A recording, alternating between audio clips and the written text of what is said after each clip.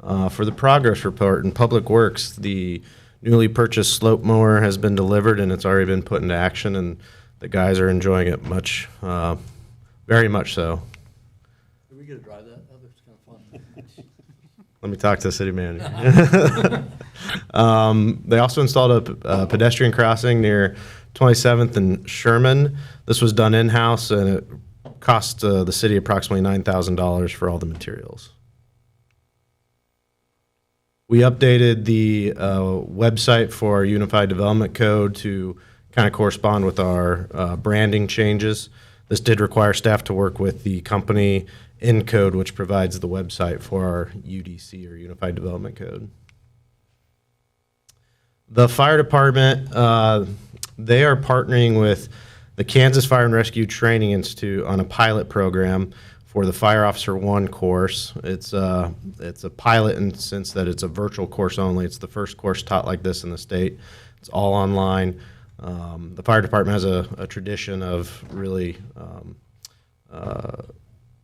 education and improving skills, so this is something that KU is excited to partner with Hayes on. What it is it's when a firefighter is wanting to move from the firefighter status to a lieutenant or something a little higher. Parks and green spaces, we planted approximately 38 containerized trees in the parks. Massey and Abel Bickel received aeration and they were fertilized. We continue to spray the pine trees for pine tip blight. You can kind of see a tree on the right, which shows the effects of that.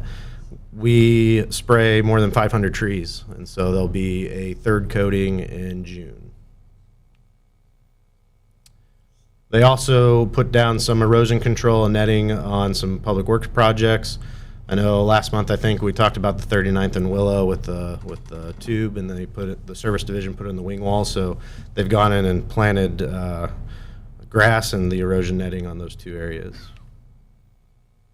In IT, we updated the GIS plat layer. So with recent recorded annexations and developments, what we are doing now is we're able to scan those in, and when you go to the GIS system, if the plat's available, you can click on the parcel and then you can actually pull up the plat for the property. It was National Police Week, May 10th to May 16th. As you know, Mayor Musel signed a proclamation designating it as Police Week, and May 15th is Peace Officers Memorial Day. And then on the left side, there's Sergeant David Velising and Officer Ryan Blecka honoring fallen officers with a missing officer table and reading. They also conducted SSRT training. It was for entry and breach point tactics. They do this about once every month. They do some sort of SSRT training, and it looks like fun occasionally. The Water Resources repaired a break on the effluent line and service line to the golf course. The break was about 18 to 20 feet deep where the line was, so it did take, I think, more than a day to reach that and do it safely. We installed a new meter at the Pepsi bottling for 4-inch. We threw that in for you, Sean. They get Dasani water now? They also are applying biosolids to agricultural fields. So biosolids is a byproduct of our wastewater treatment plant system, and it needs to be applied to, or it needs to go somewhere, and it's applied to agricultural fields because it's obviously a natural fertilizer. We also had the water poster contest. The ceremony did take place, but the winning posters are displayed at Tri-Central Office Supply, where they're going to be there through June 1st. Holly Dickman recorded Mayor Musel along with watershed specialist Stacy Minson announcing the winners on Facebook, and that has actually received, the video has received over 6,000 views. Not because I was in it. The CVB hosted a Hayes Bison promotion. That received a reach of over 48,000 on social media.